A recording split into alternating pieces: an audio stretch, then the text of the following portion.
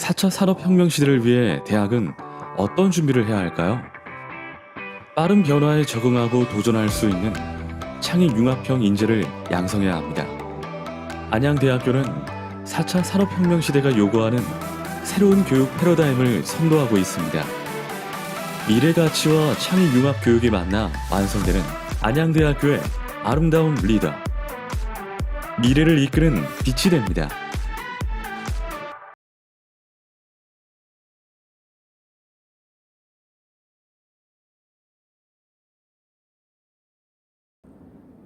네, 잘 쉬셨죠? 지난 시간 강의가 조금 제 의도보다는 길었을 수 있을 것 같아요.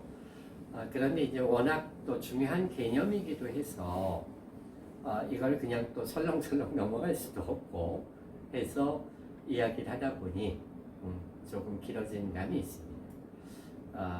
시간 잘 지키도록 할 테니까 여러분도 함께 호흡해 주시기 바랍니다.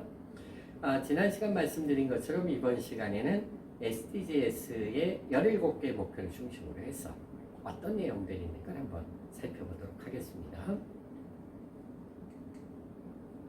자, 우리가 2016년부터 2030년까지 목표를 달성해야 된다라고 말씀을 드렸죠. 보세요. 첫 번째, 제가 이제 조금 이렇게 같이 읽으면서 진행을 할게요. 첫 번째 목표는 뭔가요? 함께 읽어주세요. 시작. 모든 국가에서 모든 행태의 빈곤 종식, 이렇게 읽습니다. 그러니까 이거는 배고픔만의 문제가 아니라 모든 빈곤이라고 얘기했으니까, 예를 들면 문화를 향유하는 것, 우리가 어디 소풍을 간다라든가 영화를 본다든가 뭐 이러한 것들도 빈곤이라는 거죠. 여기에까지 인식의 범위를 넓혀봤습니다. 그렇기 때문에 모든 형태의 빈곤을 종식하겠다라고 얘기를 하는 거죠. 두 번째도 볼까요? 그런데 빈곤이라는 말과 기아라는 말 어떤가요? 관련이 있죠. 앞에서 얘기했던 모든 빈곤 속에도 기아의 문제가 있겠죠. 배고픔의 문제가 있겠죠. 그런데 두 번째 목표에 기아의 종식을 했습니다.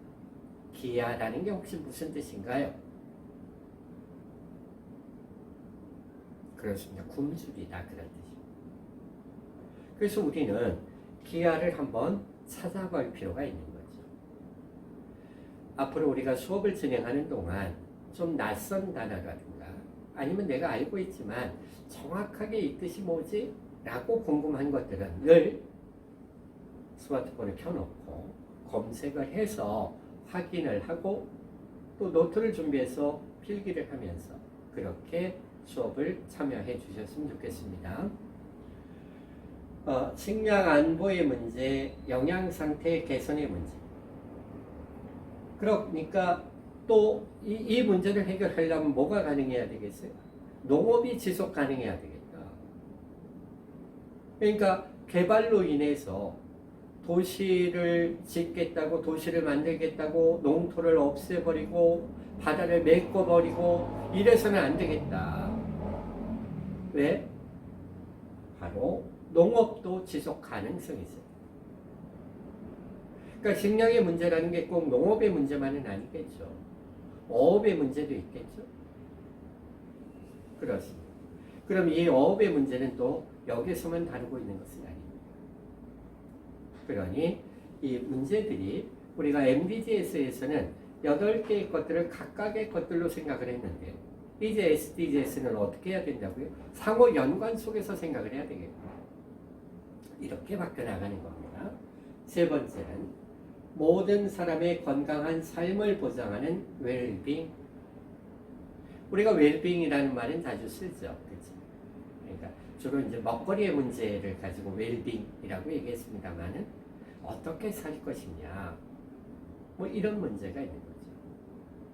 그래서 요즘 사람들은 또 어떠냐면은 워커홀릭이라고 해서 지나치게 일 중독되어 있는 사람들도 있죠.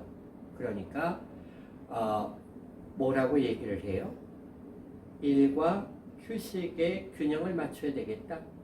워라밸 운동도 진행을 하죠. 그래서 그런 겁니다. 그러다 보니까 여기에 필요한 말들이 뭐가 생겨났어요? 힐링, 그렇죠? 치유해야 되겠다. 뭐 이런 것도 생각이 났죠. 그러니까 여기에서 생겨난 문제가 또 뭘까요? 노동시간의 문제도 얘기를 하겠죠. 어느 정도의 노동 이상을 해서는 안 된다. 삶의 질의 문제입니다.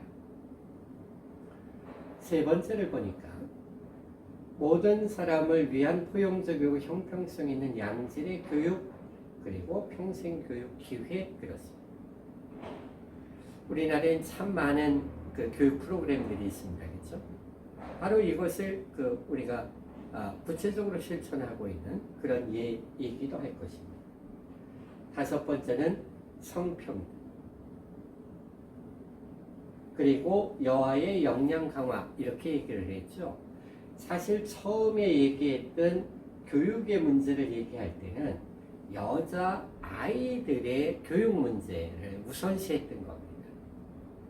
왜냐하면 종교적으로 보면은 여자들의 교육을 아직도 완전히 허락하고 개방하지 않는 그러한 나라들도 있습니다.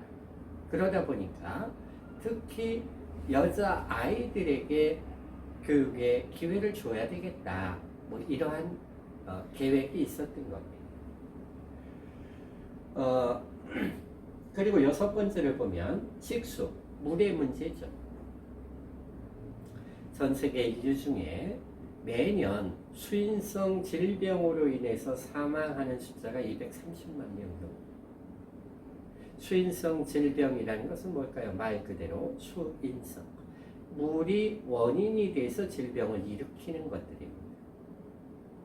정제가 되지 않은 물을 사용한다는 것, 그 물을 마신다는 것, 그거는 곧 질병을 예견하는 것이겠죠. 왜 그러냐 하면은 오늘은 영상으로 못 보여드립니다만은 우리가 예를 들어서 화장실이 없다라고 하죠. 화장실이 없는 인류도 매우 많습니다. 그 화장실이 없는 인류들이 어떻게 할까요? 거리에다가 배설을 하겠죠. 정해진 곳이 아니라. 그럼 이제 비가 내려요. 비가 내려면 어떻게 돼요? 이렇게 강으로 쓸려 들어가겠죠. 강으로 쓸려 들어가니까 거기에는 또 이렇게 고여있는 웅덩이 물 그러면 모기도 있을 거고 파리도 있을 거고 막 그렇겠죠. 또 물고기도 먹을 거고 막 이러겠죠. 그럼 그 물고기를 잡아다 사람이 먹어요? 그리고 또 어때요? 모기와 파리들이 윙 하고 날라와서 사람을 물기도 하고 사람이 먹는 음식에 내려앉기도 하겠죠. 이런 것들을 우리는 수인성 질병이라고 합니다. 우리는 이런 두려움들을 갖고 있으니까 집에서 수돗물을 잘 먹지 못하잖아요. 그렇죠? 그래서 늘 생수를 먹거나 정수기를 놓거나 뭐 이러겠죠. 그리고 다음은 지속 가능한 에너지의 보장입니다. 화석연료는 우리가 화석연료라는 것은 석유, 석탄 뭐 이러한 것들 뭐 천연가스 뭐 이러한 것들을 얘기하겠죠. 그런데 이건 매장량의 한계가 있는 거예요. 매장량의 한계가 있으니까 이제 불과 몇십 년 뒤에는 전체 매장량이 고갈된다고 합니다. 그러면 어떻게 돼요? 우리 후세들은 이러한 에너지 자원을 활용할 수가 없겠죠. 그러니까 앞에서 얘기한 것처럼 현실의 필요는 충족을 하지만 미래 세대를 위해서 준비하고 예비해 둬야 된다라는 이야기를 하게 되는 겁니다. 그러니까 이렇게 화석 에너지가 아니라 태양광이라든가 아니면은 파도의 조력을 이용한 것이라든가 뭐 풍력이라든가 풍력 발전이라든가 뭐 이런 것들에 대해서 고민을 하게 되는 겁니다. 그리고 경제 성장, 생산적 완전 고용과 양질의 일자리. 이 문제는 참 여러분들은 대부분이 그 아르바이트를 하면서 여러분의 학비를 보태고 여러분의 용돈을 쓰고 있으리라고 생각합니다. 근데 아르바이트 자리가 양질의 일자리는 아니죠. 그렇죠? 그러니까 이런 임시직들이 좀 안정적으로 생활할 수 있는, 안정적으로 노동할 수 있는, 일할 수 있는 그런 일자리 생산을 많이 해야 되겠다. 뭐 이렇게 얘기를 하는 겁니다. 근데 어떻게 보니까 청년 세대들의 일자리가 부족하다 그러면 정부에서는 뭐라고 얘기를 해요? 청년들의 일자리를 만들겠다라고 정책을 내놓기도 하고 정치를 하는 후보자들이 청년 일자리를 얘기하기도 하죠. 그러면서 때로는 4050, 40대, 50대의 일자리 얘기도 하고 여성의 일자리 얘기도 하고 그런 겁니다. 다음은 인프라의 구축 그리고 산업화 뭐 이런 얘기입니다. 뭐 조금 동떨어진 얘기 같지만은 인프라를 구축한다는 것은 어떤 기업이 제대로 움직일 수 있으려면 그와 관련되는 유관의 그 기반 시설들도 필요하고 기반 재료들도 필요하겠죠. 뭐 이런 것들이 필요하다라고 얘기를 했습니다. 이게 9번째 목표입니다. 다음은 10번째는 불평등. 남녀의 불평등의 문제뿐만이 아니라 노사의 불평등도 있을 수 있겠죠. 그리고 때로는 젊은이와 노인의 불평등도 있을 수 있겠죠. 이러한 불평등을 완화해야 되겠다. 이런 것들. 예를 들면 이런 거죠. 장애인들이 공공시설을 가려고 할 때, 이번 이제 4.15 총선에서도 여러분 그런 기사를 봤을 겁니다. 이게 그 장애인들이 임시 투표소가 마련된 데를 접근할 수가 없더라. 엘리베이터도 없더라. 뭐 이런 것들이겠죠. 그러니까 이건 불평등인 겁니다. 그렇죠? 그리고 거주지를 조성하는 것, 지속 가능한 도시와 거주지를 조성하는 것. 이것이 이제 요즘에는 뭐 도시 뉴딜이라든가 도시 재생이라든가 이런 얘기를 하는데요. 저는 개인적으로 어떤 생각을 갖냐면은 마을 만들기를 통해서도 해야 된다라는 생각을 갖고 있습니다. 마을 만들기라는 것은 민간이, 주민이 자발적으로 우리 지역의 문제를 우리가 어떻게 해결할 것인가를 고민하는 것이 마을 만들기 운동이라고 생각을 합니다. 근데 지금 하고 있는 것은 물론 행정과 정부가 관심을 갖고 있는 것은 좋은데 더 부작용도 있습니다. 사실 이런 문제를 얘기할 때 도시 재생의 문제를 얘기하면 젠틀리피케이션에 대한 얘기도 합니다. 이건 뭐냐면은 한 지역이 개발이 되다 보니까 본래 살던 사람들이 또 이 개발되는 지역에서 또 멀리 벗어나야 되는 이런 문제들을 이야기한다는 뜻입니다. 그러니까 여러분도 우리가 그 대학생이니만큼 사회가 가지고 있는 이런 문제들을 좀 균형 있게 판별을 해주시고 공부도 하고 문제의식도 가졌으면 좋겠습니다. 그러니까 도시재생이라는 것이 선한 것만은 아니겠죠. 다음은 지속가능한 소비와 생산입니다. 이건 어떤 것일까요? 전에 우리는 아나바다 운동이라는 것을 했다는 것을 기억하실까요? 아껴 쓰고, 나눠 쓰고, 바꿔 쓰고, 다시 쓰고 하는 운동이 아나바다 운동이었어요. 요즘엔 이걸 어떻게 실천을 할까요? 녹색 장터를 통해서.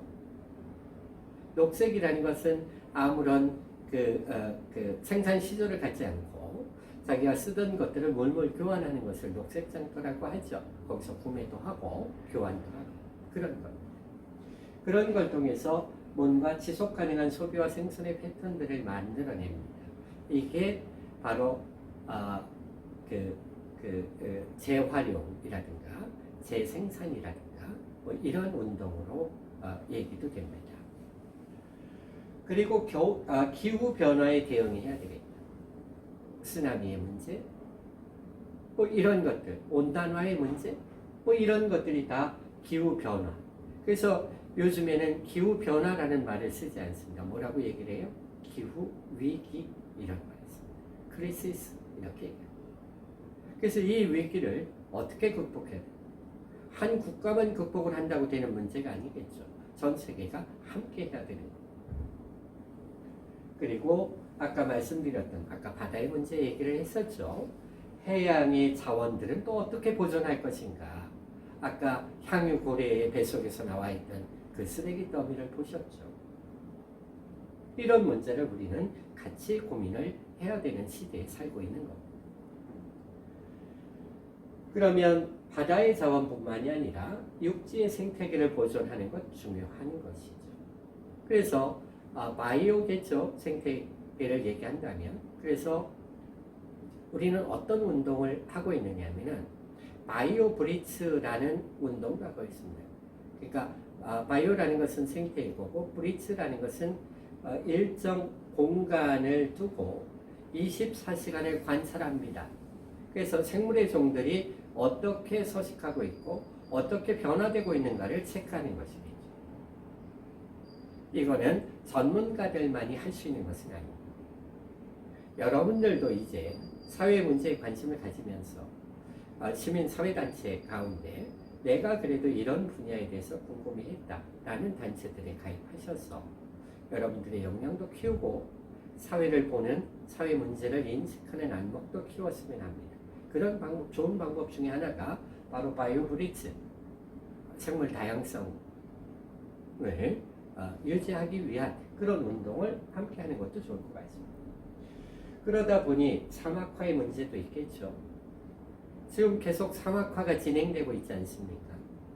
그럼 사막화가 진행된다면 또 기후는 또 변화되겠죠. 그러니까 기후 변화의 한 가지 문제만을 얘기할 수 없다는 겁니다. 이것들이 다 넥서스에 부족하게 있습니다. 다 엉켜 있는 겁니다. 그러니까 이 문제를 풀기 위해서 이쪽 문제에 실천을 해야 되는 것이겠죠.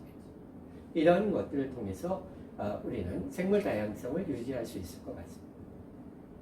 그런데 이 모든 것들을 실천하려면 사실 목표 속에 들어있기도 합니다만 이건 되게 큰 원리 속에 있어야 되겠다는 거예요. 그 원리가 뭐냐? 지속가능 발전을 위한 평화적인 포괄적인 사회 증진과 모두가 접근할 수 있는 사법제도, 이게 바로 어떤 조례와 같은 법률과 같은 것들이 필요하다는 거예요. 누구에게나 적용이 될 수 있어야 된다는 거죠. 그렇죠?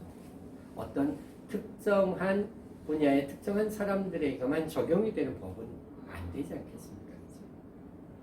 그리고 이행 수단을 강화하기 위한 글로벌 파트너십, 이런 것들이 필요한 겁니다. 파트너십. 그러니까 이거는 정부 혼자 못한다고 했죠.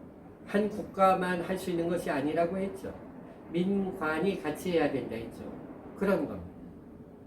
그렇게 파트너십을 갖고 피스풀, 평화로운 플래닛, 지구의 환경을 만들어 나가는, 우리가 함께 살아가는, 이것을 3P라고 합니다.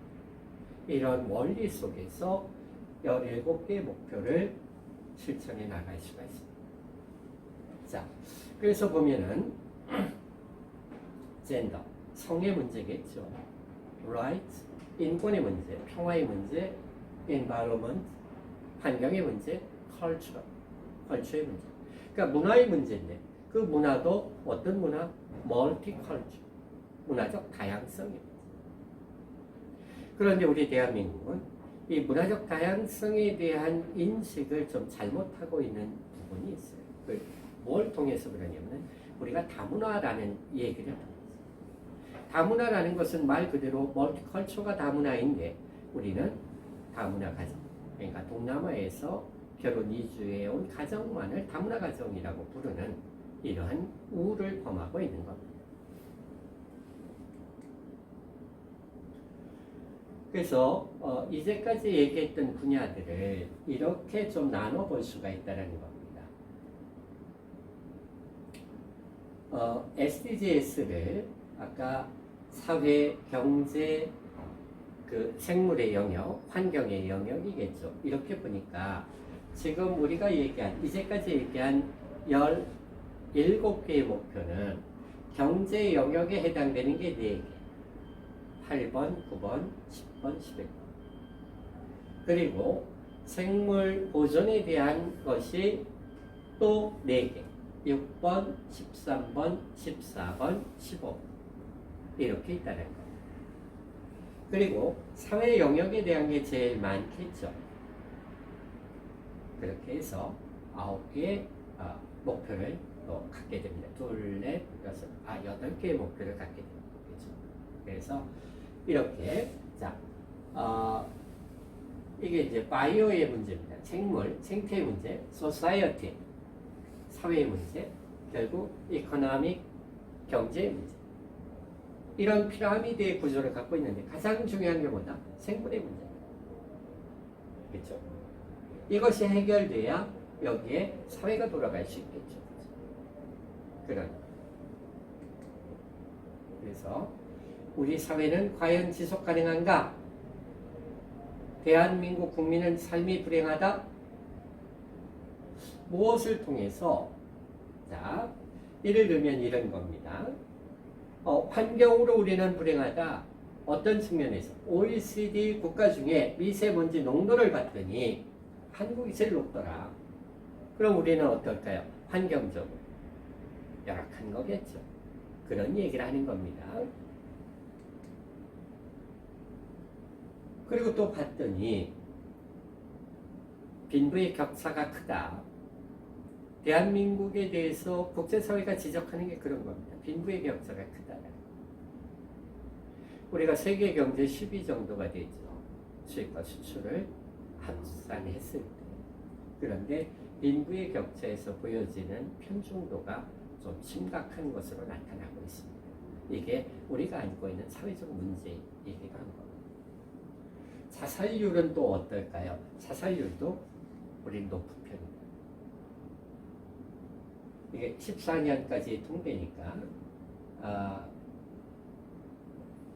지금 현재 13년째 1위를 하고 있다. 불행하죠, 그렇죠?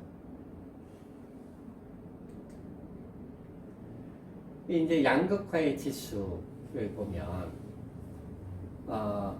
소득 양극화로 볼 때 우리가 미국 다음으로 높고요. 또 대장암 발병률 라고 하니까 또 이것도 한국이 이렇게 그 국민 보건 면에서 이건 아마 음식 습관하고도 관련이 있겠지만 좀 안타깝게도 대장암 발병률도 높은 것으로 나타나고 있습니다. 보행과 통행의 문제 말씀을 드렸죠. 어떤가요?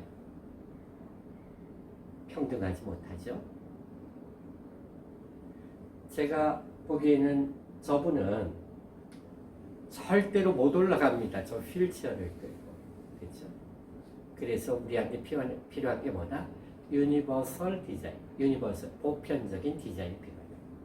누구나 이용하기 쉬운 그런 디자인들이 필요하다라는 겁니다. 육아의 문제도 매우 심각합니다. 우리가 출산율이 낮은 것 중에 육아의 문제도 있죠. 물론 교육비의 문제도 있겠습니다만 이런 문제도 심각합니다. 그렇다고 해서 나이가 들어서 60대, 70대가 됐는데 또 자녀의 아이를 도와줘야 되는 부모 세대들도 가엾기는 마찬가지입니다. 그렇겠죠. 독거노인의 문제도 심각합니다. 100만이 넘는다고 합니다. 그래서 성남의 태평동에서는 몇 년 된 일이긴 합니다만 독거노인이 돌아가신 지 몇 달 만에 발견이 됐습니다. 이런 문제를 해결하는 것도 결국은 우리가 SDGs를 실천하는 그런 방법일 겁니다.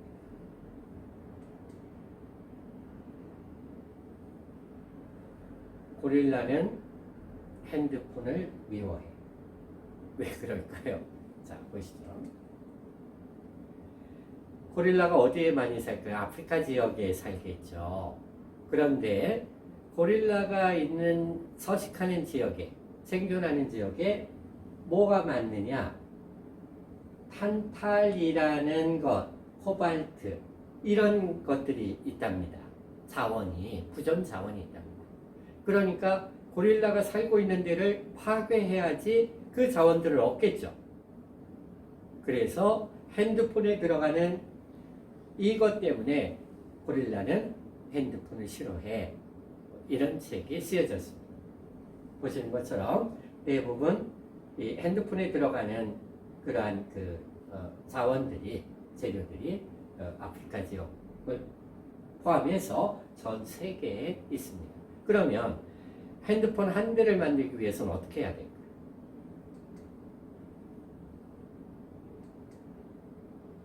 이렇게 돼야 돼요. 자, 핸드폰 강국, IT 강국, 대한민국 보이시죠? 대한민국에 이렇게 많은 나라들에서 생산한 원료가 들어오지 않으면 핸드폰을 생산할 수 없다는 겁니다. 그렇죠? 여러분들 지금 스마트폰을 보고 계시겠지만 이것이 삼성에서 만들고 LG에서 만들었어 라고 생각을 하겠지만 이 한 대를 만들기 위해서 이 전 세계에서 들어오는 자원이 이렇게 많다라는 겁니다. 이 자원들이 이렇게 들어오면서 화석 연료를 사용해야 되겠죠. 대부분 배를 통해서 들어올 겁니다. 그렇죠? 그럼 거기에는 석탄도 떼야 되고 석유도 떼야 되고 이럴 겁니다. 그래서 이번 시간 여러분과 함께 SDGs의 구체적 내용들, 그리고 이 내용들은 왜 만들어졌을까, 그리고 각각의 목표들은 서로의 연관성이 갖고 있다라는 사실을 알게 되었을 거라고 생각을 합니다. 다음 시간에는 그러면 이것을 우리는 왜 실천해야 되는가, 이 문제를 그것을 가지고 다음 시간에 또 찾아뵙겠습니다. 4차 산업혁명 시대를 위해 대학은 어떤 준비를 해야 할까요? 빠른 변화에 적응하고 도전할 수 있는 창의융합형 인재를 양성해야 합니다. 안양대학교는 4차 산업혁명 시대가 요구하는 새로운 교육 패러다임을 선도하고 있습니다. 미래 가치와 창의융합 교육이 만나 완성되는 안양대학교의 아름다운 리더, 미래를 이끄는 빛이 됩니다.